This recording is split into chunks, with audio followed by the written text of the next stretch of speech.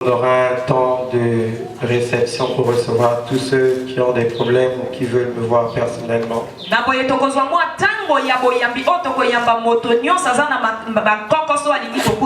Et avec l'évangéliste aussi, nous allons nous organiser pour le service de suivi.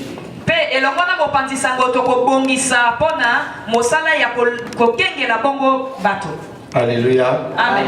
Je vous transmets encore les salutations de Maman Cécilia. Amen. Elle vous bénit tous au nom de Jésus. Amen. Elle m'a transmis seulement de vous dire que Dieu est bon et il est fidèle. Amen. Dis à celui qui est à côté de toi, Dieu est bon et Dieu est fidèle. Je crois que dans ces deux phrases-là, tout est déjà dit à l'intérieur. S'il est bon, ça veut dire que pour toi, déjà, il n'y a pas de souci. Et s'il est fidèle, ça veut dire qu'il ne mentira pas. Tout ce qu'il a dit, pour toi, il le fera. Amen. Je suis également dans la joie encore ce matin aussi. Nous avons été visités par un enfant de la maison, même si ça fait un moment qu'il n'est plus là.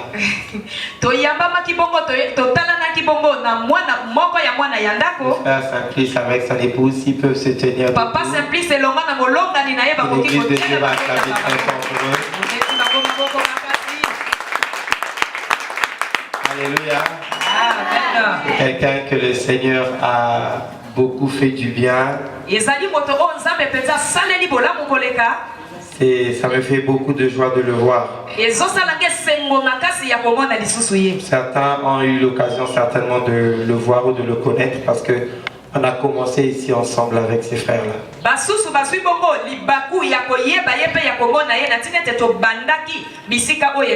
On rappelle quand les trente se tracassaient à soulever et le bois et les fers, tout ce qu'il fallait ramener ici, il était là. Il fait partie des bâtisseurs de cette œuvre, vraiment. Amen.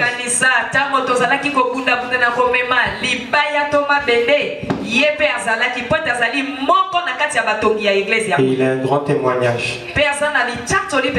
Le 31 décembre, il était ici avec nous pendant la veillée de prière.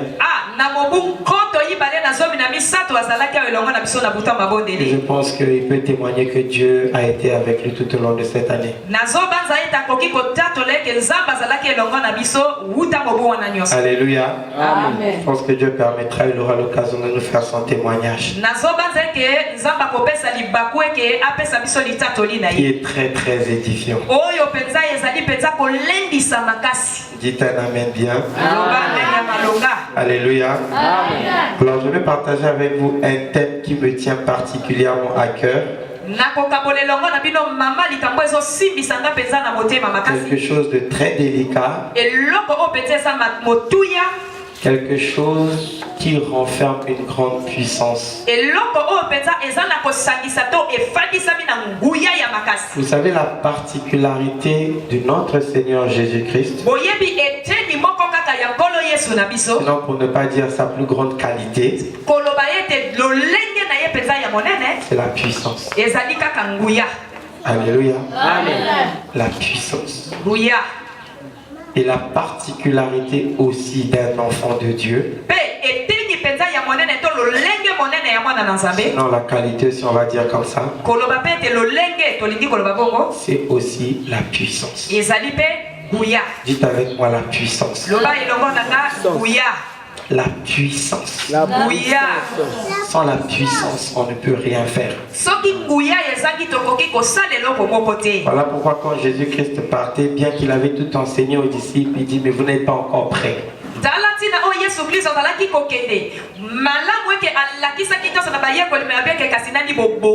Mais attendez, vous recevrez une puissance. Le Saint-Esprit survenant sur vous. Et là, vous serez mes témoins. Donc pour être un témoin de Dieu, il faut d'abord recevoir la puissance. C'est-à-dire que ce qui produit le témoignage, c'est la puissance. Le témoignage, c'est le fait de rapporter ce que Dieu a fait dans ta vie. Donc en d'autres mots, on peut dire c'est ce qui amène la puissance de Dieu. Non, ce qui amène la reconnaissance que nous avons vis-à-vis de Dieu. C'est ce qu'il fait. Et ce qu'il fait, c'est au travers de la puissance.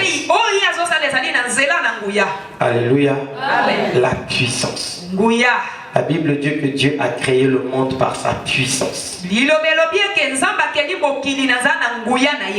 La renommée de Jésus-Christ s'est manifestée sur la terre à cause de sa puissance. La puissance cloue le doute. La puissance cloue l'incrédulité. Vous savez, un jour, il y a un paralytique qui s'est retrouvé devant Jésus. Les hommes avaient la foi, ils l'ont ramené, ils l'ont fait passer par le toit d'une maison. Et lorsque Jésus se retrouve en face de ce paralytique, Jésus lui dit: mon fils, tes péchés sont nombreux, mais ils te sont pardonnés. Alléluia. Quand Jésus-Christ a dit à ce paralytique que ses péchés étaient pardonnés, ça a créé un scandale. Les gens se sont mis en colère et ils ont traité cela de blasphème. Comment est-ce qu'un homme peut-il avoir le pouvoir de pardonner les péchés?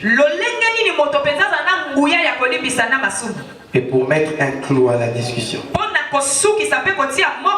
pour faire dissiper toute forme de confusion, Jésus dit à cet homme qui murmurait, qui doutait,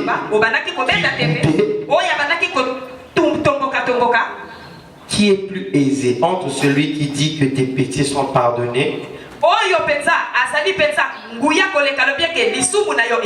et celui qui dit lève-toi, prends ton lit et marche.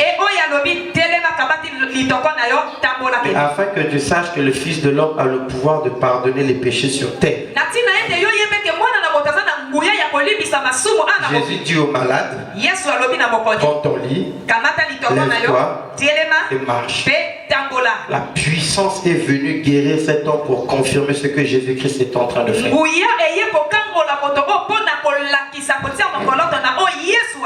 Cet homme n'avait plus rien à dire à cause de la puissance. Si tu es un homme puissant, un homme puissant, alléluia, amen, rien ne pourra te résister. Rien ne te sera impossible. Dites avec moi: Seigneur, remplis-moi de ta puissance. Mais la puissance réside dans un secret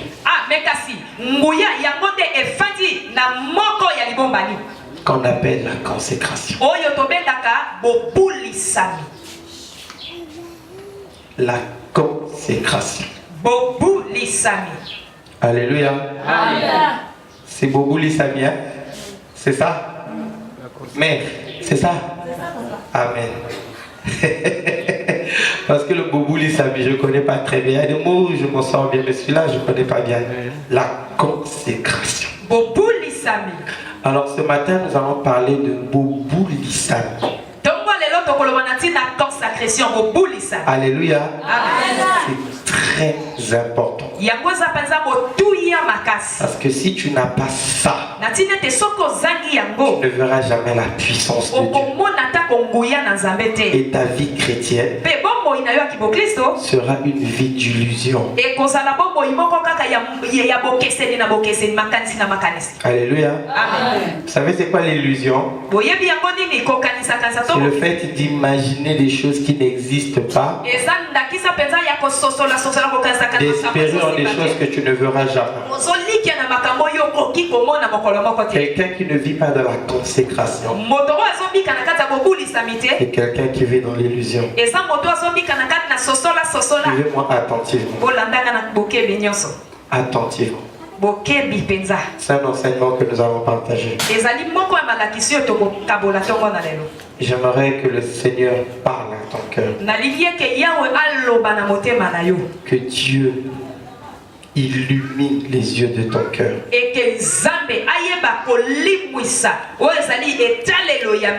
que tu comprennes quelle est sa volonté. Quelles sont ses attentes. Que tu sois un ami de Dieu. Un ami de Dieu. Alléluia. Amen. Nous allons lire un certain nombre de versets de la Bible. Nous allons commencer dans le livre de 1 Samuel à partir du chapitre 16.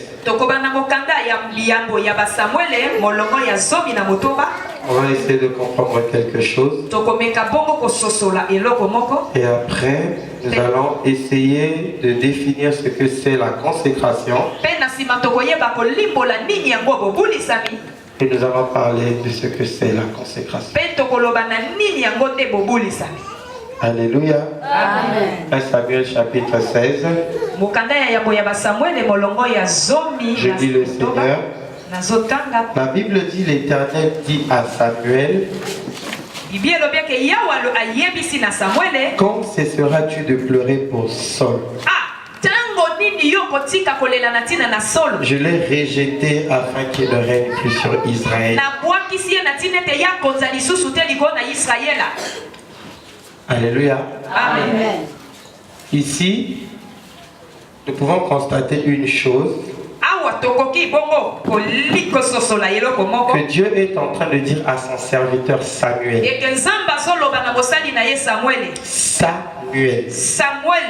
Samuel. Alléluia. Amen. De ne pas pleurer.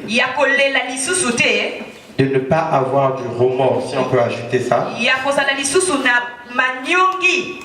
À l'égard du roi Saül, parce que Dieu l'avait déjà rejeté. Alléluia. Amen. Quand Dieu rejette quelqu'un, parce que Dieu aussi rejette. Asseyons-nous s'il vous plaît. Parce que Dieu aussi rejette. Très souvent, nous voyons plus le côté où Dieu nous appelle. Venez à moi, vous tous qui êtes fatigués et chargés, je vous donnerai du repos. Très souvent, nous voyons seulement le côté de l'amour de Dieu. Car Dieu a tant aimé le monde qu'il a donné son Fils unique afin que quiconque croit en lui ne périsse pas mais qu'il ait la vie éternelle.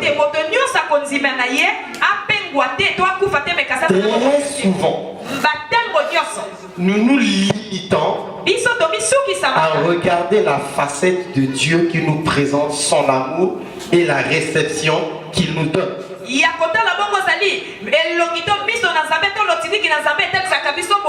C'est vrai que Dieu est amour, que Dieu nous aime, qu'il a donné son Fils pour nous.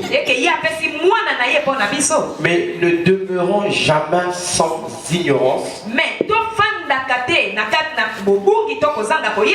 à savoir que Dieu qui nous aime, Dieu aussi rejette. Dieu rejette. Et voyez-vous que c'est une chose terrible d'être rejeté par Dieu. C'est mieux d'avoir des problèmes avec les hommes. Parce que si tu as des problèmes avec les hommes, Dieu va plaider ta cause. Même si le monde tout entier est contre toi, si Dieu est avec toi, tu es dans la sécurité. Et l'apôtre Paul arrive même à poser ces trois questions essentielles. Qui nous accusera?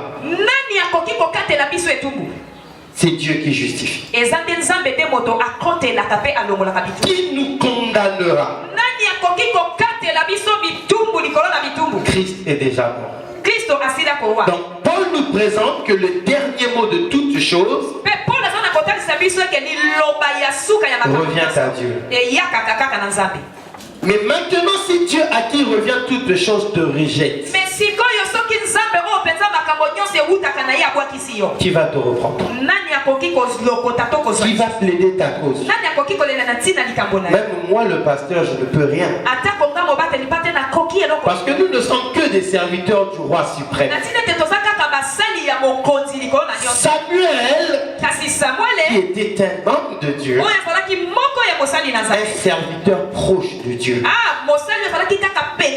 était en train de pleurer ou encore d'intercéder pour Saül. Dieu dit, arrête de pleurer pour lui. Parce que lui là, je l'ai déjà régi. Alléluia. Amen. Alléluia. Amen. Alléluia. Amen. Bien aimé, ne te retrouve jamais dans une position selon laquelle Dieu te rejette. Parce que Dieu rejette les gens. C'est Dieu qui a établi Saül, qu'il puisse régner. Et le même Dieu, par rapport au comportement, par rapport à la vie de Saül, par rapport à sa désobéissance, Dieu l'a rejeté. Il y a des gens à qui Dieu parle. Ils s'entêtent, ils endurcissent leur cœur, combien même que Dieu les avait appelés, et Dieu finit par les rejeter. Beaucoup de gens aujourd'hui sont rejetés par Dieu. Et parfois ils ne le savent même pas eux-mêmes.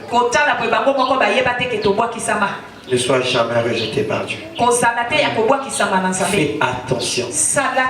Quand Dieu te parle, quand Dieu t'instruit, quand Dieu te réprimande, quand Dieu te donne une instruction, dites un amen bien. Ah, ça c'est profond ça. Amen.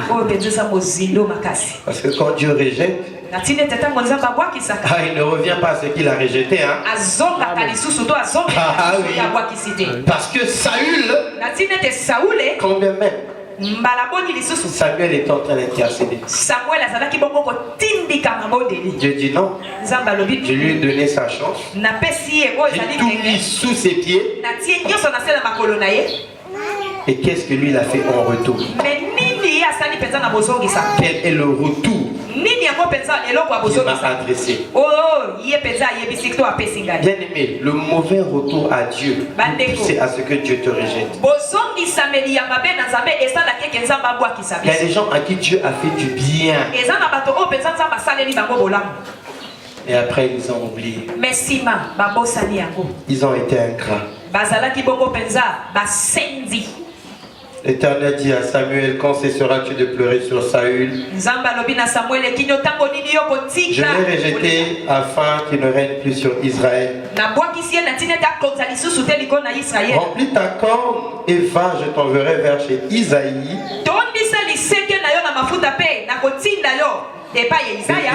car j'ai vu parmi ses fils celui que je désire pour roi.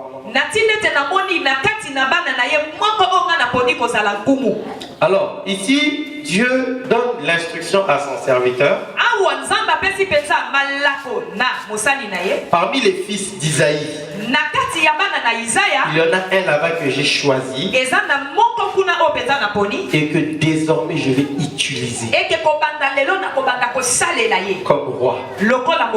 Alléluia. Amen. Alléluia. Amen. Mais toi, prends ta corde, remplis-la d'huile et tu iras là-bas pour le oindre. Quand Dieu choisit David, Dieu ne pouvait pas utiliser David automatiquement. Mais il fallait d'abord qu'il y ait une certaine cérémonie qui devait se faire. Une cérémonie qui consistait à verser de l'huile sur la tête de David et à faire un certain nombre de rites.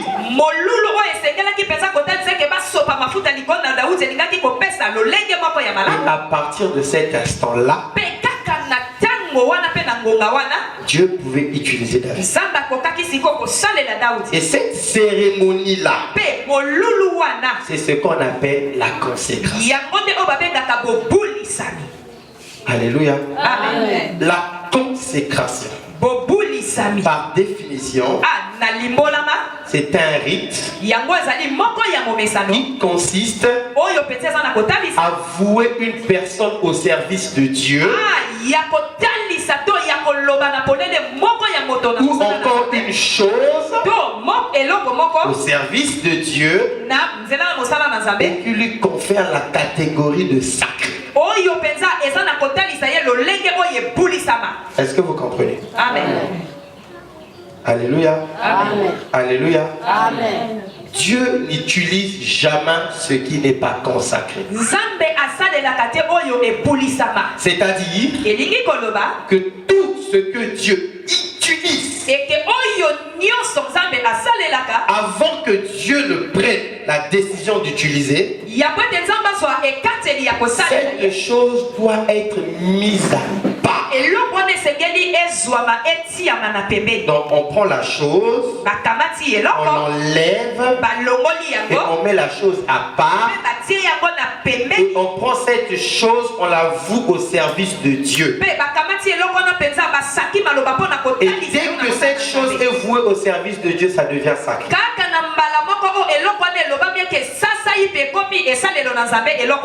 Dites un amen bien. Amen. Alléluia. Amen. Alléluia. Amen. Alléluia. Amen. Alors, bien aimé, la consécration, c'est le fait de se mettre à part au service exclusif de Dieu. Et dès qu'on est consacré, on est sacré. Alléluia. Amen. Alléluia. Amen. Et la Bible dit au sujet de David que dès que Samuel va mettre son huile sur la tête de David, au verset 12, car c'est lui, Samuel, prit la corde éloignée au milieu de ses frères. L'Esprit de l'Éternel saisit David à partir de ce jour-là jusque dans la suite.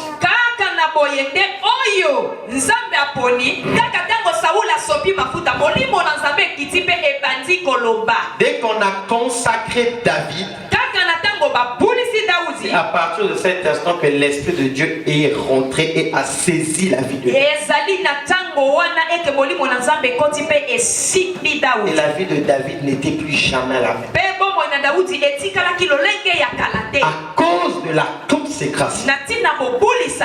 Alléluia. Amen. Alléluia. Amen. Alléluia. Amen. Regardez un peu ce qui est bouleversant. Genèse, à partir du chapitre 22.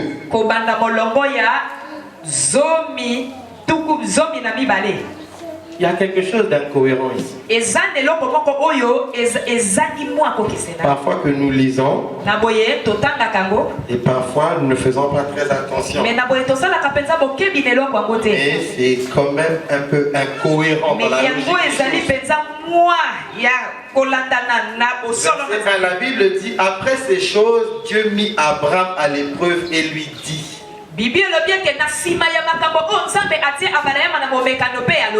prends ton fils, ton unique, celui que tu prends ton fils, ton unique. Quand on dit unique, ça veut dire que c'est le seul fils que tu as. Est-ce que vous comprenez? Alléluia. Amen. Alors que dans la logique des choses, quand Dieu parlait à Abraham, Isaac n'était pas son unique fils. Parce que nous connaissons bien l'histoire d'Abraham. Avant que Abraham ne puisse avoir Isaac, Abraham avait eu un enfant avec la servante de Sarah qu'on appelait Ismaël. Donc c'est incohérent que Dieu dise à Abraham, pour ton fils unique.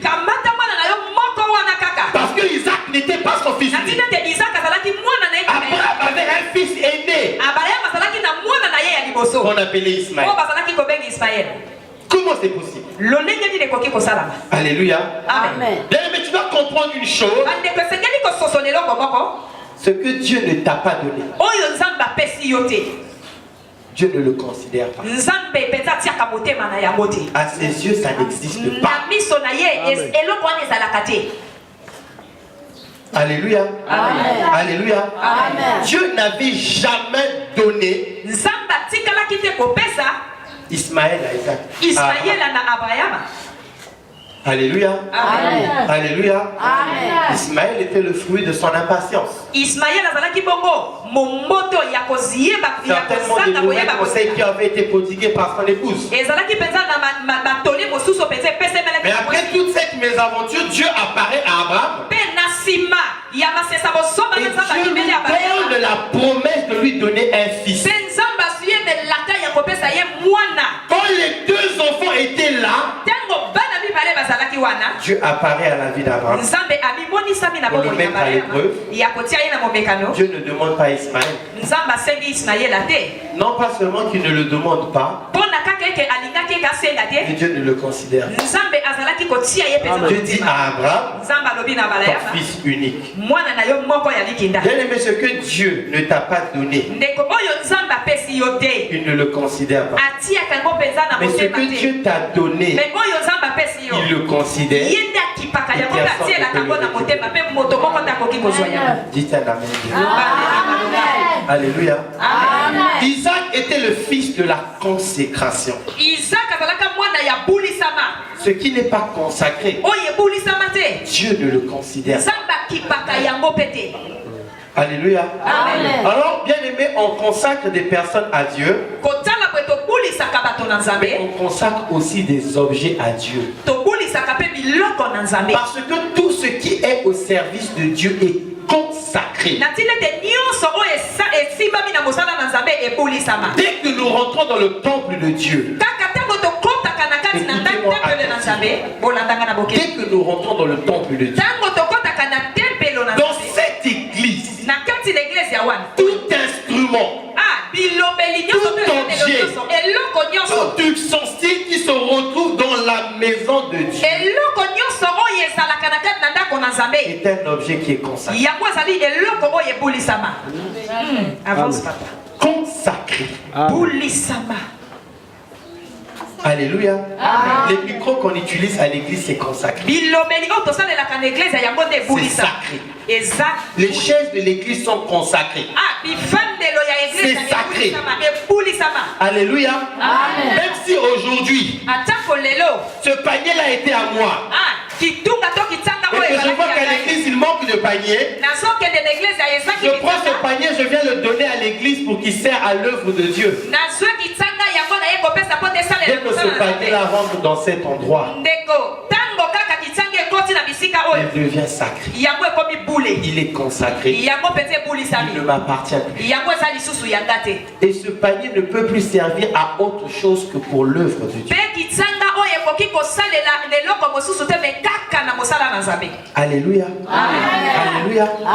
Beaucoup de gens parfois s'attirent des malédictions inutilement. La mort frappe. Les infirmités frappent.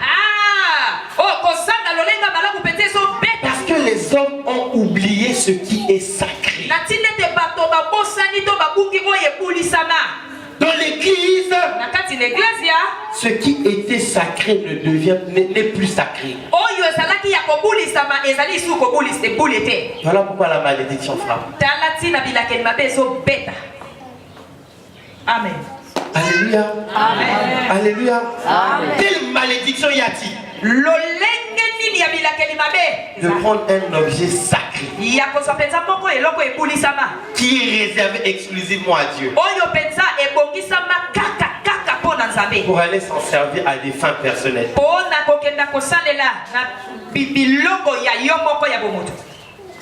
Même les offrandes que nous apportons ici, dès que ça rentre dans ce panier, c'est sacré. Amen. Comme les gens à qui Dieu frappe, parce qu'ils ont commencé à utiliser l'argent de Dieu pour des fins personnelles. Ou encore de prendre l'argent de Dieu, de voler et de mettre dans sa poche. C'est une malédiction. Sans que toi-même tu ne te rendes compte. Une malédiction. Tu ne feras jamais rien avec cette argent. Amen. Amen. Amen. Alléluia. Amen. Moi j'ai vu. Amen, papa. Des gens prennent des instruments de l'église. Aller vendre. Pour prendre l'argent, mettre dans la poche. J'ai vu des gens aller cambrioler des églises. Voler les chaises d'une église. Quelle malédiction. Quelle malédiction. L'église ne se défend pas. Parce que c'est Dieu qui défend l'église. Dès que tu voles un objet qui appartient à Dieu, c'est Dieu qui va te frapper. Amen. C'est Dieu qui va te frapper. Dès que tu combats quelque chose qui est sacré. Bien aimé, il y a des malédictions dans la vie qui ne s'enlèvent pas. Je vous assure. Il y a des malédictions qui ne s'enlèvent pas.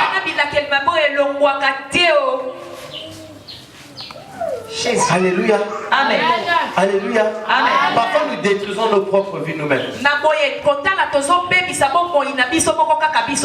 La Bible nous dit que la parole de Dieu est une épée à double tranchant. Minomi balé. Ça peut te donner la vie. Ça peut aussi te tuer. Amen. L'église peut être une source de bénédiction pour toi. Mais ça peut être aussi une source de malédiction. Et être maudit par Dieu.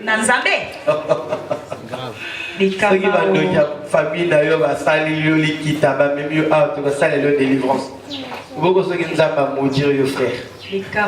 Pas la délivrance en gros. Bien, faisons attention. Craignons Dieu. Craignons Dieu. Craignons les choses sacrées. Je ne sais pas pourquoi Dieu veut que je parle de ça. Mais je suis sûr que Dieu veut parler à quelqu'un. Un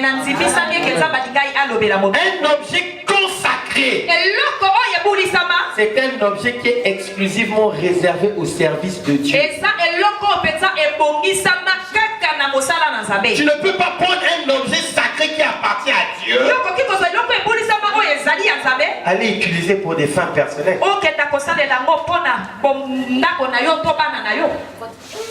Saül a été rejeté pour moins que ça. Un problème de désobéissance. Quand Dieu a dit ne touchez pas, lui il a touché. Quand Dieu a dit ne prenez pas, lui il a pris.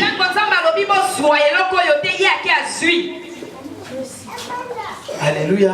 Amen. Alléluia. Amen. Très attention de comprendre le fonctionnement de Dieu. Alléluia. Amen. Alléluia. Amen. Parce que quand Dieu parle, la parole de Dieu est une consécration. Ça ne se négocie pas. L'église est consacrée. Les objets de l'église sont consacrés. Mais on ne consacre pas seulement des objets, mais même les personnes sont consacrées. Alléluia. Amen. Alléluia. Amen. Quand Samuel est en train de venir mettre David à part, il comprenait bien ce qu'il est en train de faire. Parce que lui-même, Samuel était le fruit de la consécration. Il a été conçu comment, Samuel? La Bible dit qu'il y avait cette femme qu'on appelait Anne. On va lire un peu cette histoire. Il y a une virgule très importante que j'aimerais ouvrir au sujet de Anne. On est toujours dans le livre de 1 Samuel. Cette fois-ci, on va au chapitre 1.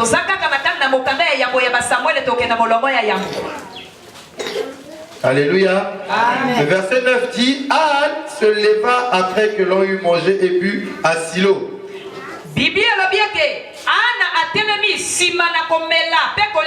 Le sacrificateur Élie était assis sur un siège près de l'un des poteaux du temple de l'Éternel.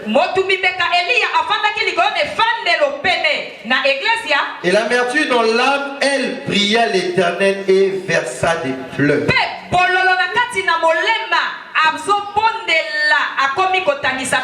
Cette femme était dans l'amertume.